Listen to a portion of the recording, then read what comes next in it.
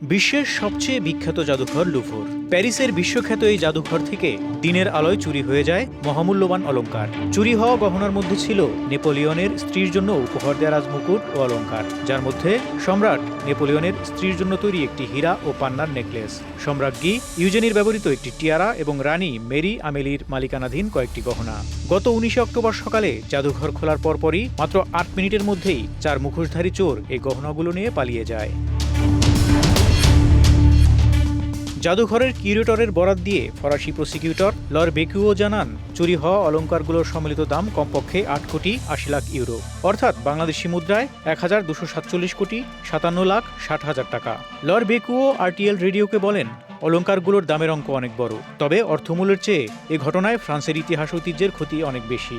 তিনি আশা প্রকাশ করে বলেন, গহনার উচ্চ মূল্য প্রকাশের ফলে চোরেরা দুইবার ভাববে এবং এই ঐতিহাসিক অলংকারগুলো নষ্ট করবে না। এদিকে ফরাসি প্রেসিডেন্ট ইমানুয়েল ম্যাক্রো এই ঘটনাকে ফ্রান্সের ঐতিহ্যের ওপর আঘাত বলে বর্ণনা করেছেন। এরপর থেকেই দেশটির সব সাংস্কৃতিক স্থাপনায় নিরাপত্তা জোরদার করা হয়েছে। জানা গেছে, পালানোর সময় চোরেরা সম্রাজ্ঞী ইউজেনির একটি ক্ষতিগ্রস্ত মুকুট ফেলে যায়, যা পরে তদন্তকারীরা উদ্ধার করেন। চোরেরা একটি যান্ত্রিক লিফটযুক্ত ট্রাক ব্যবহার করে জাদুঘরে ঢোকে এবং পরে স্কুটারে করে পালিয়ে যায়।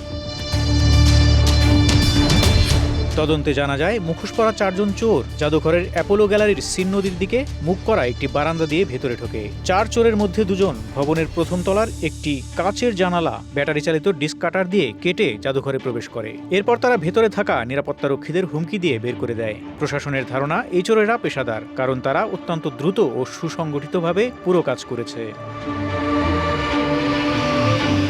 তদন্তে উঠে আসে, লুভরের প্রায় 1/3 কক্ষে সিসিটিভি নেই এবং চুরির সময় অ্যালার্ম সিস্টেমও কাজ করেনি। ফরাসি বিচারমন্ত্রী জেরাল্ড দারমানিন বলেন, নিরাপত্তা ব্যবস্থা সম্পূর্ণ ব্যর্থ হয়েছে। চোরেরা যেভাবে একটি ট্রাক নিয়ে সরাসরি জাদুঘরে ঢুকতে পেরেছে, তা ফ্রান্সের জন্য ভয়াবহ একটি চিত্র।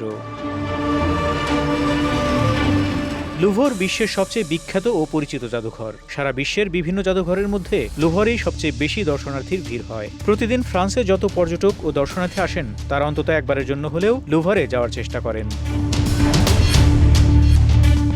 ফারুক শিমুল, ঢাকা এক্সপ্রেস।